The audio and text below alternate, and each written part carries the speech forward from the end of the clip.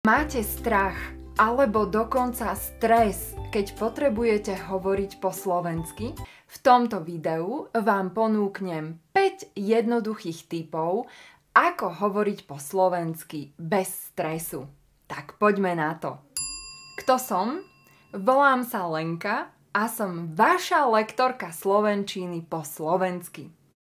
Na svojej platforme učíme sa slovenčinu.sk pomáham cudzincom zamilovať sa do slovenčiny bez učebníc. Ako cvičiť konverzáciu, keď so slovenčinou iba začínate?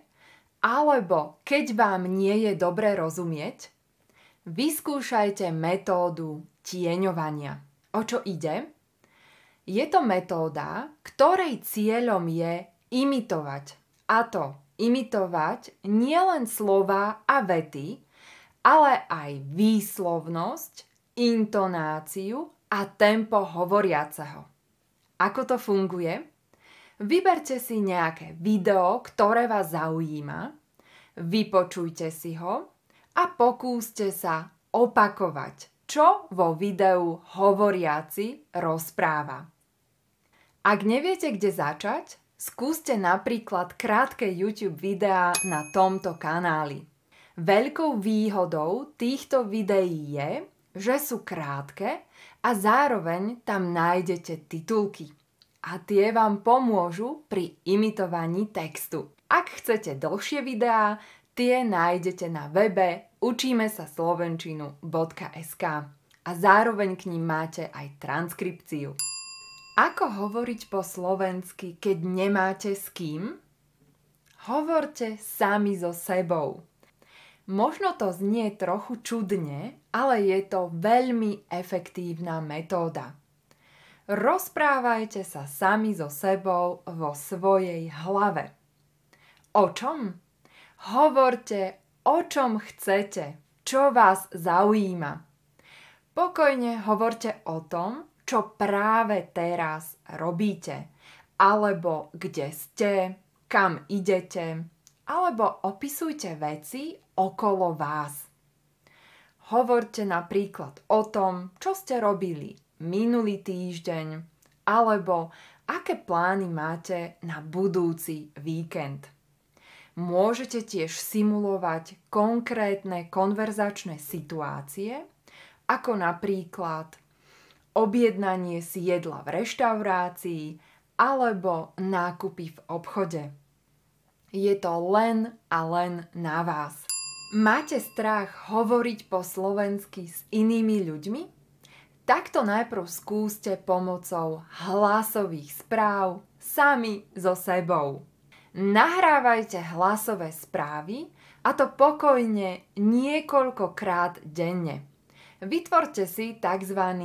Hlasový denník. Zaznamenajte napríklad na svoj mobilný telefón, čo ste robili ráno, na obed a večer. Postupne si takto zvyknete na svoj hlas v slovenčine a nebudete mať potom strach konverzovať po slovensky. Ďalším plusom tejto metódy je, že si svoje nahrávky môžete prehrať znovu a znovu. A zároveň tak môžete korigovať prípadné chyby alebo jednoducho vidieť svoj progres. Chcete cvičiť slovenčinu v tandeme, napríklad s nejakým iným cudzincom, ale bojíte sa chýb? Nemusíte sa. Mať komunikačného partnera je skvelá vec. Verte či nie, cudzinec ani rodený Slovák, ktorý nie je lektor, vaše chyby neopraví. A takisto sa nemusíte báť toho, že sa naučíte chyby od svojho komunikačného partnera. Tieto chyby by ste sa naučili iba v tom prípade, keby ste si ich stále dookola a dookola opakovali. Ak máte možnosť konverzovať, hoci aj s cudzincom po slovensky, tak určite túto metódu vyskúšajte. Je veľmi efektívna. Zbavíte sa tak strachu a stresu pri konverzácii po slovensky. Chcete cvičiť slovenčinu s niekým, kto opraví vaše chyby? Začnite spolupracovať s lektorom. Je to tá najlepšia voľba v prípade, ak chcete, aby niekto vaše chyby nielen opravil, ale vám aj adekvátne vysvetlil, prečo to nie je správne.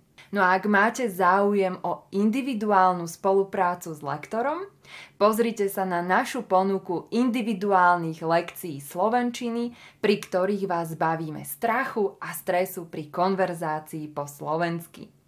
Naopak, ak máte záujem o skupinový kurz, prihláste sa do 10-týždňového intenzívneho konverzačného kurzu pod názvom Konverzačné fitko.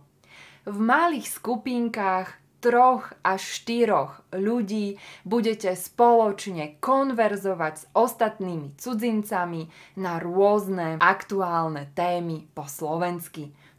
Ak boli pre vás tieto tipy užitočné, tak dajte like alebo srdiečko, nech viem, že to, čo pre vás robím, má zmysel.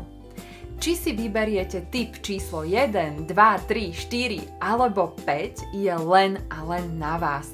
No nezabúdajte, iba cvičenie robí majstra.